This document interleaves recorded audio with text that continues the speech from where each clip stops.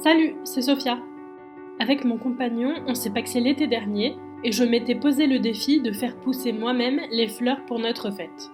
Dans le premier épisode de cette série, je vous ai parlé du début de l'aventure avec la réalisation des semis de fleurs qui a eu lieu entre les mois de janvier et mars 2022 et ensuite leur plantation au mois d'avril et de mai 2022.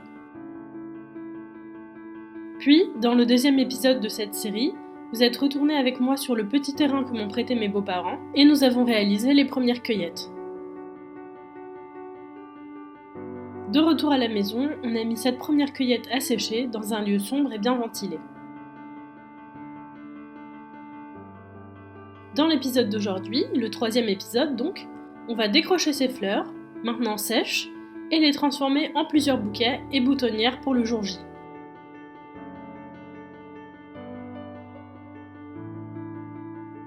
Mais avant de commencer, il faut que je vous dise quelque chose. J'ai fait une erreur quand j'ai acheté les graines à faire pousser. Et je vais vous expliquer tout ça. J'avais choisi de sélectionner des sachets avec des mix de couleurs, premièrement parce que c'est moins cher, et deuxièmement parce que je ne savais pas trop quelles fleurs allaient être des réussites et quelles fleurs allaient être des échecs, donc je voulais avoir le plus de choix possible. Le problème, c'est que finalement on a choisi des couleurs bien spécifiques, à savoir le bleu marine et le rouge bordeaux, pour le costume de mon compagnon, quelques petits détails et par exemple le tissu pour l'arche de la cérémonie laïque. Là où j'ai péché, c'est que je n'ai pas sélectionné assez de graines spécifiquement avec ces couleurs-là, donc je me suis retrouvée à avoir des fleurs pas forcément adaptées pour réaliser mon bouquet de mariée. Par conséquent, j'ai décidé de trouver une autre solution pour mon bouquet de mariée et je me suis inscrite à un atelier pour apprendre à faire des bouquets en fleurs séchées, ce qui me permettait non seulement de choisir sur place des fleurs séchées, mais aussi d'avoir les conseils d'un professionnel pour réaliser mon bouquet. J'ai choisi d'aller chez Lily of the Valley. C'est une boutique magnifique et j'ai pu voir sur internet qu'ils faisaient des bouquets très colorés et très graphiques, donc je me suis dit qu'il devait y avoir de quoi faire mon choix parmi mes couleurs. J'ai suivi l'atelier le 9 juillet, donc à peu près 2 semaines avant notre fête, et en sortant, c'était un vrai soulagement pour moi d'avoir un bouquet déjà fait qui tiendrait le choc pour le jour J, et donc de ne pas devoir stresser avec des fleurs fraîches pour mon bouquet de mariée quelques heures avant la cérémonie. Maintenant, revenons aux fleurs que j'ai moi-même semées, cueillies et mis à sécher. 3 jours avant notre fête, donc le 27 juillet 2022, je me suis enfin décidée à aller travailler. La première chose que je voulais absolument faire, c'était une boutonnière pour mon amoureux. Du coup, j'ai étalé toutes les fleurs séchées sur la table et j'ai sélectionné quelques fleurs qui allaient dans les mêmes tons que mon bouquet. Ça fait un peu fouillis comme ça avec toutes ces fleurs superposées sur la table, mais si on regarde un peu plus en détail, je trouve que ça donne un mélange de tons plutôt harmonieux.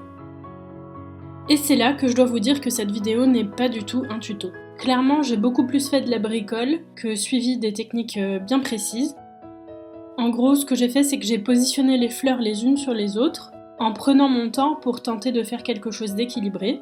J'ai essayé de faire des rappels entre mon bouquet et la boutonnière de mon compagnon, par exemple en plaçant dans sa boutonnière des capsules de coquelicots, tandis que moi j'avais dans mon bouquet de mariée des capsules de pavot, ou bien par exemple en mettant de l'éryngium dans sa boutonnière pour faire un renvoi à l'équinoxe de mes fleurs.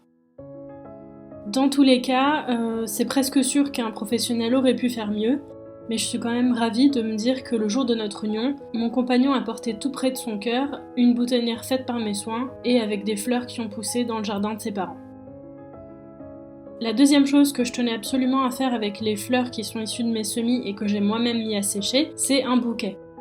Je savais dès le début que je voulais garder mon bouquet de mariée après notre fête, en souvenir, et d'ailleurs c'est aussi ça l'avantage de choisir un bouquet de mariée en fleurs séchées, donc il me fallait un autre bouquet pour le traditionnel lancer de bouquet. Bref, pour ce bouquet qui sera à gagner par un des invités, je voulais partir sur des tons de rose et de blanc. Comme centre pour le bouquet, j'ai utilisé une pivoine séchée et ensuite beaucoup de statice blanche qui est venue apporter du volume et j'ai ponctué le tout par quelques touches de rose un peu plus intenses grâce aux zinnias séchés et aux immortelles. J'ai récupéré le feuillage d'un bouquet de fleuristes que j'avais mis à sécher et j'ai encadré le bouquet comme j'ai pu avec les feuilles que j'avais mises à sécher. Pour aller avec ce bouquet, j'ai réalisé une boutonnière parce que je voulais faire un lancer de boutonnière. On a un copain rugbyman qu'on adore, coucou Georges si tu passes par là, et ça me faisait mourir de rire de l'imaginer plaquer les autres potes au sol pour essayer de récupérer la boutonnière. Finalement, on n'a pas eu le temps du tout d'organiser ce lancer de boutonnière le jour J, mais ça m'a bien fait rire quand même de préparer cette boutonnière en imaginant Georges plaquer tout le monde au sol. Ici aussi, j'ai essayé de faire un rappel du bouquet rose, c'est-à-dire que j'ai utilisé un petit peu les mêmes éléments, des immortelles roses et un peu de statis blanche et rose.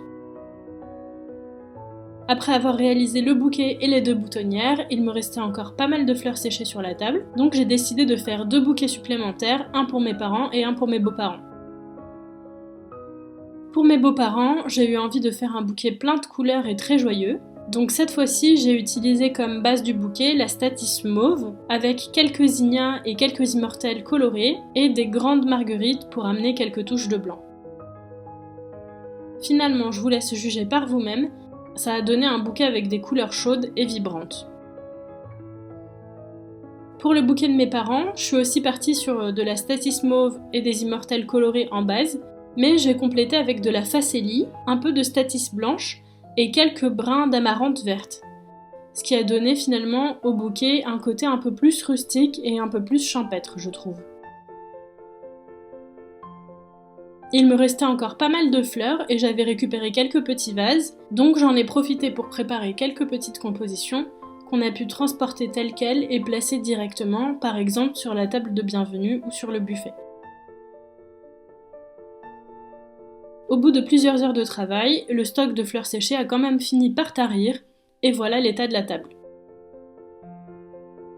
J'ai quand même réussi à récupérer quelques fleurs qui avaient les tiges cassées, et donc qui étaient trop courtes pour être intégrées dans les bouquets, mais ça m'a permis d'en faire 2 autres boutonnières.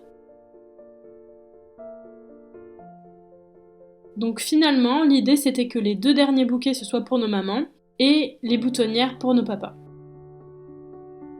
Ce que vous voyez sur la table, c'est donc le résultat de cet après-midi de travail le 27 juillet 2022. En tout, ça a fait 3 bouquets, 3 boutonnières et plusieurs petits vases. La dernière chose que j'ai fait ce jour-là, c'est emballer le tout dans du papier craft pour faciliter le transport, et ensuite de tout mettre en carton pour aller à notre fête dans 3 jours. Sur ce, comme vous pouvez le voir, la nuit tombe, et c'est la fin de ce 3e épisode. A plus!